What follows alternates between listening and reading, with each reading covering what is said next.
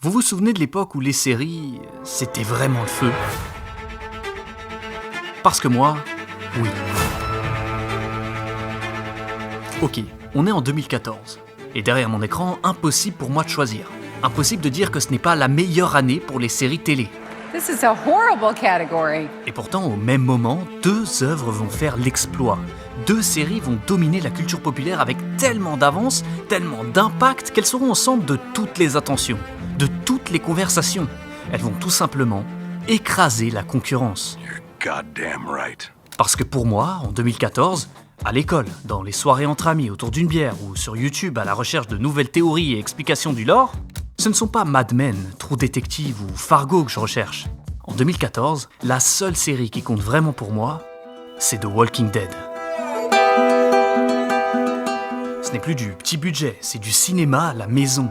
À chaque sortie d'un nouvel épisode, plus d'1 million de tweets envahissent la toile, au point où la mort d'un personnage principal déclenche des réactions partout dans le monde. He's dead, not he's dead, the brain.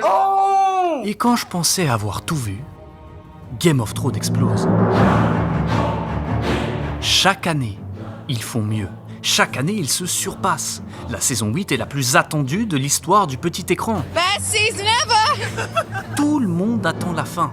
Et tout le monde sort ses théories. On va essayer ensemble de deviner qui va tuer qui dans la dernière saison de Game of Thrones. C'est la première fois que je me lève à 4h du mat, les yeux encore rouges d'avoir peu dormi, mais aussi le cœur plein d'excitation. Excité à l'idée de voir le dernier épisode sur OCS avant tout le monde. Et franchement, c'est quand la dernière fois que vous vous êtes levé au milieu de la nuit pour voir un truc en live? En compétition directe avec Avengers Endgame, avril 2019, c'est un alignement des étoiles comme on n'en a jamais vu auparavant. Et aussi le sommet du divertissement qu'on n'arrivera plus jamais à égaler. Car si Avengers Endgame annonce la fin de l'ère d'or des super-héros, Game of Thrones annonce la chute de celle des séries télé. If you could describe the season finale of Game of Thrones in one word, how would you describe it? Disappointing. Contre toute attente, HBO n'y arrive pas. Il n'arrive pas à satisfaire les fans. La fin est rushée, l'écriture incohérente. There are no better writers in television than Dan Weiss and David Benioff. Et sans le support des livres, on se perd complètement. The Walking Dead, de leur côté, n'y arrive plus depuis plusieurs saisons déjà. Avec l'entrée en scène absolument monstrueuse de Negan, Hell, you're all gonna be doing that. le public en a terminé. Ils ont tout vu. Et c'est comme ça que, dans les années 2020, on entre dans une zone de désintérêt pour les séries par le grand public. Au point où aujourd'hui, l'ère de gloire de Game of Thrones reste un souvenir quasi oublié. Les plateformes produisent plus de séries, se font la guerre entre elles. Il faut attirer le public, obtenir des abonnements. Mais une chose est sûre, elles n'arrivent plus à consolider. En 2019, l'industrie du petit écran a atteint un tournant majeur. Avec la fin de Game of Thrones, s'arrête le dernier pilier des séries à la télévision. Avec ça, fini les rendez-vous hebdomadaires sur les chaînes de TV payantes. Et place aux plateformes de streaming. C'est la seule et unique solution rentable. Et si tout le monde le sait, c'est parce qu'il y a déjà un grand leader et précurseur dans l'industrie. Netflix.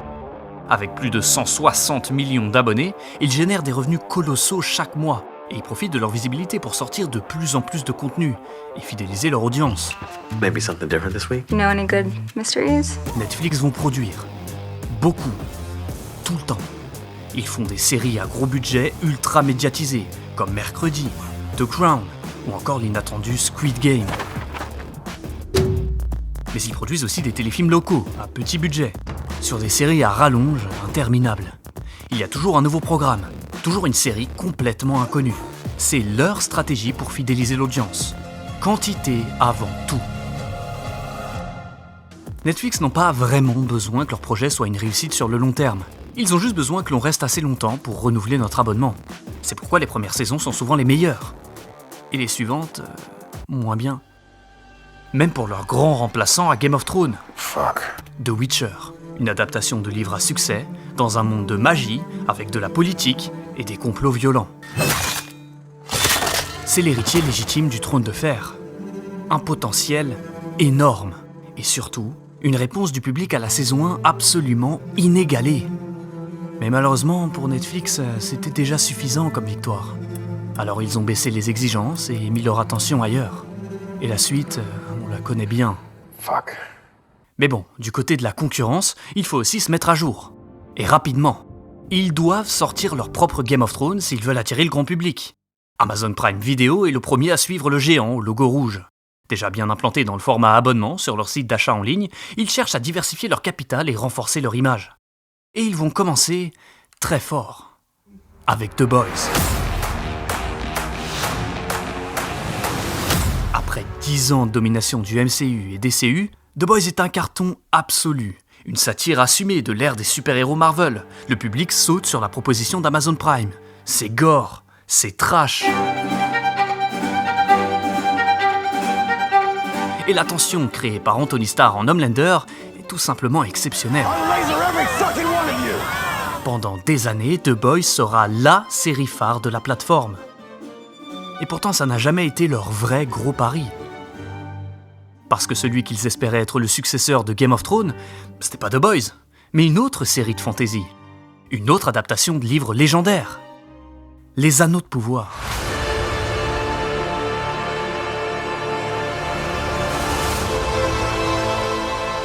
Le plus gros projet d'Amazon. Des années de développement.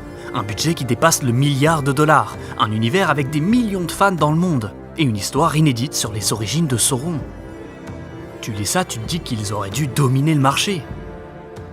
Mais à la sortie de la saison 1, en 2022, sur 100 spectateurs qui lancent la série, seulement 37 la terminent. Le scénario est catastrophique. Comment la série la plus chère de l'histoire peut-elle avoir un scénario aussi... Les acteurs n'arrivent pas à se démarquer, et le public est déçu. It is probably the most boring show I've ever forced myself to watch through. Très déçu. The generation that comes after us now, this will be their memory of Tolkien. La saison 2 fera encore moins bien, et on est en droit de se demander si faire une saison 3 est réellement une bonne idée. We don't change anything, but we interpret everything. Ce n'est donc toujours pas le digne successeur de Game of Thrones. This show is quite simply an abomination. Destroy it before it consumes us all. Et puis en 2019, c'est au tour de Disney+ d'essayer de faire la même chose. Ils ont un catalogue immense, des franchises à succès et un besoin, eux aussi, de consolider leurs revenus. Le cinéma, c'est risqué. Les budgets ne font qu'augmenter. Les séances sont trop restrictives. Il faut raconter une histoire en un seul film, limité dans le temps. Avec les plateformes, on a plus de liberté, plus de rentabilité. Et grâce aux abonnements, on connaît immédiatement nos rentrées d'argent. Et Disney, eux, ne doivent pas seulement combler le vide de Game of Thrones, mais aussi celui laissé par Endgame. Alors heureusement pour eux, ils ont toujours Marvel, Star Wars, et ils sont bien sûr au sommet de l'animation. Et contrairement à Netflix ou Amazon Prime, ils ne cherchent pas à produire et proposer du contenu sous tous les angles et tous les genres.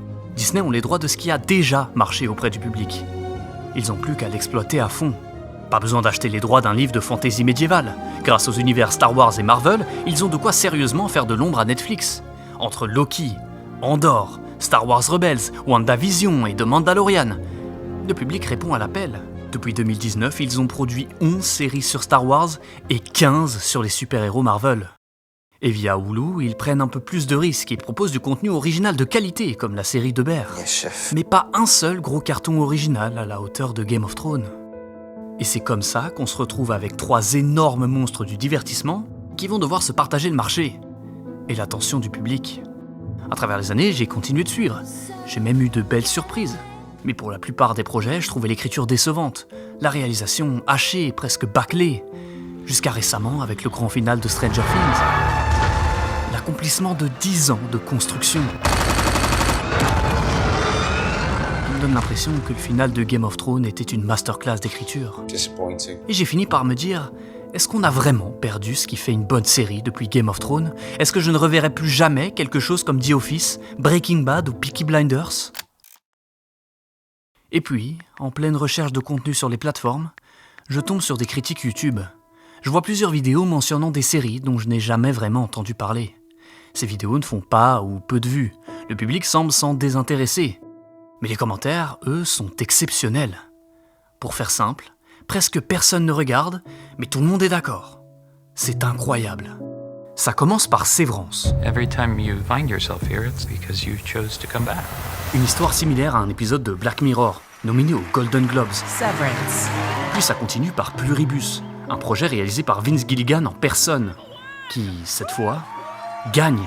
Thank you to all my directors, all my writers, all my producers. Mais ce n'est pas la seule, car cette année, le projet qui gagne la meilleure série comique m'est lui aussi totalement inconnu. The Studio, de Seth Rogen. 3 séries primées, reconnues, récompensées, que je n'avais jamais vues. 3 séries avec un point commun. Elles viennent toutes de la même plateforme, Apple TV. Et le pire dans tout ça, c'est une des seules plateformes de streaming que je n'avais pas. Une des seules que je considérais comme sans intérêt, sans vraiment savoir pourquoi. Alors je fais un sondage communauté pour confirmer mon sentiment. Le résultat est sans appel. Apple TV est la plateforme qui vous intéresse le moins, à l'écrasante majorité de 69%. Et les commentaires disent pourtant tous la même chose. C'est la meilleure plateforme. Mais qu'est-ce qui se passe? Pourquoi Apple TV semble avoir des séries aussi acclamées et un public aussi peu intéressé? Je décide donc de prendre un abonnement à la plateforme pour voir si ces projets sont vraiment à la hauteur de ce que les critiques suggèrent. Et c'est une véritable claque. C'est ce que je voulais, ce que je recherchais. La qualité visuelle, le jeu d'acteur, l'écriture, tout est maîtrisé. J'enchaîne les séries et les épisodes avec une excitation que j'avais perdue. Et je finis par me poser une question qui va me pousser à écrire cette vidéo. Pourquoi les meilleures séries sont produites par Apple TV? Et surtout, pourquoi tout le monde s'en fiche? Et pour répondre à ça, il faut à nouveau remonter en 2019. Au moment où Game of Thrones se finit, un concurrent inattendu fait une annonce. Apple TV+. Apple lance leur propre plateforme de streaming. From documentaries to dramas, from kids to comedies, the highest quality of storytelling in one single place. C'est inattendu. Apple est au sommet de l'industrie de la tech. Ils ont les téléphones parmi les plus vendus au monde. Et ils sont littéralement assis sur une pile de cash. Des milliards prêts à être investis pour diversifier leurs revenus. Et leur image.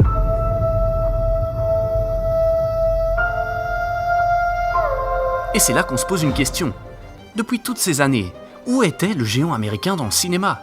Avec Steve Jobs, ils avaient pourtant une histoire partagée avec l'animation. Ses origines chez Pixar et sa vision pour la création lui ont même permis de dominer l'industrie par l'innovation.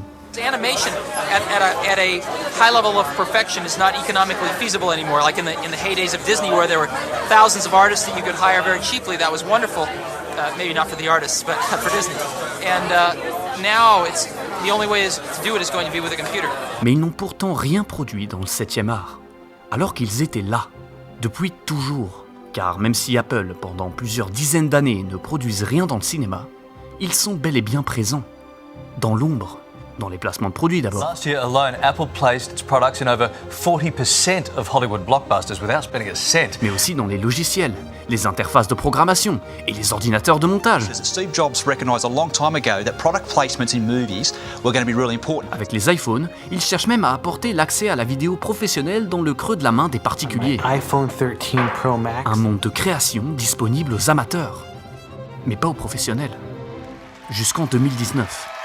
Avec l'annonce de leur nouveau projet, une vision d'Apple pour le divertissement, une vision qui va se baser sur une stratégie complètement opposée à celle des autres. Transform our mood and brighten our day. They'll make us believe anything is possible. Pour le meilleur et pour le pire.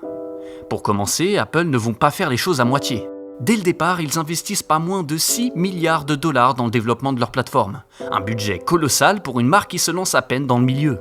Ils ont les moyens et veulent les utiliser. Ils embauchent immédiatement les meilleurs scénaristes, les meilleurs réalisateurs, les meilleurs acteurs. I have joined forces with Apple. Inondés de demandes de projets, ils sont tous triés sur le volet. Ils indiquent au monde, on ne fait pas du cinéma, nous. On fait du Apple. Et puis vient le choix du contenu. Combien de projets? Combien de films seront disponibles à la sortie? Il faut un catalogue pour attirer le public. C'est évident, c'est comme ça que ça marche. Et pourtant, à la sortie de la plateforme, il n'y aura que 8 contenus originaux. 8 séries disponibles. Et pas de film. Pas un seul. Dans une ère où les concurrents cherchent à proposer un maximum de contenu, Apple, eux, font l'inverse. Au lieu d'acheter les droits de films existants pour renforcer leur catalogue, ils se limitent à ce qu'ils produisent eux-mêmes. Si c'est sur Apple TV, c'est du Apple TV. Point à la ligne. Mais ça ne va pas plaire à tout le monde. Est-ce un lancement à la hauteur? Quel prix? Le catalogue? Je vais tout vous dire. À la sortie, le public, qui n'est pas habitué à ce genre de proposition, crie au scandale, à l'arnaque même. Comment est-ce possible de faire payer un abonnement mensuel pour n'avoir que 8 séries disponibles? Apple se tire une balle dans le pied avec leur stratégie. Ils n'attireront personne avec un catalogue aussi faible. Mais le géant américain sait très bien ce qu'il fait. Ils connaissent très bien le milieu, beaucoup mieux qu'on ne le pense. Ils savent comment fonctionne le marché. Ils n'ont juste jamais voulu faire concurrence aux autres. Rien à battre de faire leur propre Game of Thrones. Avec leur argent, ils auraient pu faire un marketing agressif, utiliser la visibilité des iPhones pour promouvoir à fond leur plateforme. Leur audience a littéralement leur appareil en main toute la journée. Ils n'ont rien fait de tout ça. Parce qu'Apple ne veut pas récupérer le marché des autres. Ils veulent créer le leur. Dans une ère centrée sur la surconsommation, sur le contenu illimité, accessible et disponible de partout, ils refusent de faire la même chose. Ils cherchent à récompenser la curiosité, pas à l'imposer, avec une seule philosophie. Le marché à obtenir, c'est le premium. Et pour ça, il va falloir faire des choix. Apple propose un seul et unique abonnement, une offre claire, identique pour tous. Pas de publicité, pas d'écran unique, pas de baisse de qualité. We're looking at you, Netflix. Ce qu'ils veulent nous rappeler, c'est qu'Apple TV, ça se regarde dans son salon, sur une télé OLED, avec une barre de son. Wow, Apple. Best picture. So amazing, right? Pas aux toilettes sur un smartphone ou à table en train de manger distraitement son plat de pâtes au pesto. Apple TV, c'est une expérience. Et donc, leurs séries doivent également être le reflet de cette philosophie. Avec les années, ils vont bien sûr étendre leur catalogue, mais toujours avec parcimonie, avec un contrôle absolu sur leur direction artistique. Vous savez combien de titres sont présents dans le catalogue Netflix aujourd'hui ? Plus de 15 000. Apple, eux, après 6 ans, n'ont toujours pas dépassé les 500. Le géant à la pomme ne vise pas le volume. Il vise le prestige, les honneurs et les récompenses. Alors dès le lancement de leur plateforme, ils vont se concentrer sur un seul véritable objectif. Pas gagner de l'argent. D'ailleurs, ils perdent 1 milliard par an avec Apple TV. C'est un véritable gouffre financier, cette plateforme. Non, ce qui compte, c'est d'être les meilleurs. Et dans l'industrie, être les meilleurs, ça ne se résume qu'à une chose. Oscar goes to... Gagner un Oscar. Okay, Coda. F1. Apple montre au monde entier ce qu'ils savent faire de mieux. Chercher à plaire à une audience qui commençait à s'ennuyer. Et je dois l'avouer, j'en faisais partie. Je naviguais sur les plateformes sans réellement comprendre ce que je cherchais, à payer des abonnements sans vraiment savoir pourquoi.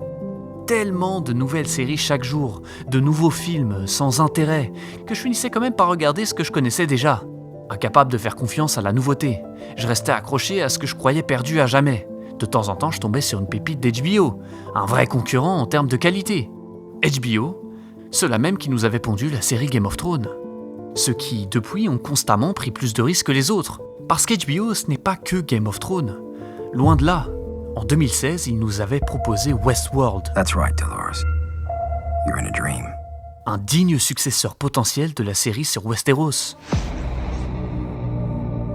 Un démarrage avec une saison 1 exceptionnelle, qui malheureusement n'a pas su tenir sur la longueur. La série perdra en audience chaque année, jusqu'à être annulée à l'aube de sa 5e saison. La licence n'était tellement plus rentable qu'elle sera retirée de la plateforme HBO en 2022. Mais après ça, HBO ont continué d'essayer, tout en étant victimes de leur propre ère de gloire. Avec House of the Dragon, le studio prend la consigne au pied de la lettre. Les gens veulent un successeur à Game of Thrones, on va faire un nouveau Game of Thrones. Et avec ça, tout le monde les attend au tournant.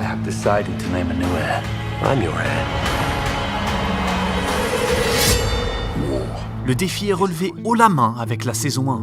L'univers est bien présent, tout en proposant quelque chose de différent. Les fans sont conquis. Mais succéder à Game of Thrones, c'est être irréprochable de A à Z et subir constamment la comparaison avec son grand frère. When you play the Game of Thrones, you win or you die. Donc après 2 ans d'attente, House of the Dragon sort sa saison 2. Quelques faiblesses d'écriture, un manque de rythme marqué sur certains épisodes, et le public en profite pour revenir à l'évidence. Ce n'est pas à la hauteur de Game of Thrones. Alors HBO s'éloigne un peu de leur univers phare. If you don't think there's hope for the world. The Last of Us convainc avec sa saison 1. Puis quelques grosses erreurs dans sa saison 2 mettent à nouveau fin au rêve de relève. I'm gonna be a dad. Et dernièrement, ils sont sortis des sentiers battus, avec The Pitt, la série médicale ultra réaliste et aux avis critiques incroyables. The Pit. Mais comme pour les projets d'Apple TV, elle sera fortement ignorée chez nous. le public. Sauf que contrairement à Apple, HBO n'ont pas le luxe de pouvoir se permettre de perdre de l'argent. Chaque projet est un risque, chaque série doit marcher. Et quand on voit le marketing investi dans la série Harry Potter qui sortira en décembre prochain, on est en droit de se demander si le manque de risque n'est pas justement ce qui empêche les séries de plaire. You wait forever to do something that means that much to people. Pourquoi ne pas raconter l'enfance des parents d'Harry Potter? Pourquoi ne pas parler de la fondation de Poudlard? Ou n'importe quoi d'inédit? Mais paradoxalement, avec ce choix, la série sera sûrement rentable. Et pour eux, c'est ça qui compte. Parce qu'il y a une différence entre ce qu'on dit vouloir et ce qu'on regarde vraiment. Il y a une différence entre parler ouvertement de vouloir la qualité et être incapable de se concentrer sur un projet plus affirmé. Parce qu'on dit que plus rien ne sort. Mais on refuse d'explorer. Parce que certains films dépassent le milliard au box-office, pendant que d'autres, plus ambitieux, sont ignorés. Mais on a été déçus. On en a trop vu. Et surtout, on n'a plus le temps. Alors au milieu de tout ça, Apple TV passe inaperçu. Au milieu du volume des autres, ils sont résumés à être une plateforme qui ne propose rien. Apple TV, c'est une plateforme qui perd de l'argent, qui produit peu et se vend mal au grand public. Ces projets sont condamnés à ne plaire et à n'être vus que par une minorité. Et pourtant, à leurs yeux, ils ont tout gagné. Parce qu'ils ont prouvé que, pour gagner, il fallait parfois accepter de ne pas plaire à la majorité. Il fallait accepter que Game of Thrones n'était pas reproductible, que son successeur n'était pas une version copiée de la série. Et au final, la vraie question n'était pas « Pourquoi tout est nul depuis Game of Thrones ?» La vraie question, c'est « Pourquoi nous, on ne regarde pas ce qu'on pense rechercher ?» Parce que les bonnes séries, elles existent toujours. Elles n'ont pas disparu. Elles sont juste plus difficiles à trouver, plus exigeantes, moins immédiates. Et forcément, ça ne peut pas plaire à tout le monde. Parce qu'aujourd'hui, on ne manque pas de contenu. On manque d'attention. Et moi le premier. Et peut-être que le problème n'a jamais été Game of Thrones ou les séries, mais la manière dont on a appris à les consommer. Parce qu'au fond, la qualité n'a jamais disparu. On a juste arrêté de la chercher.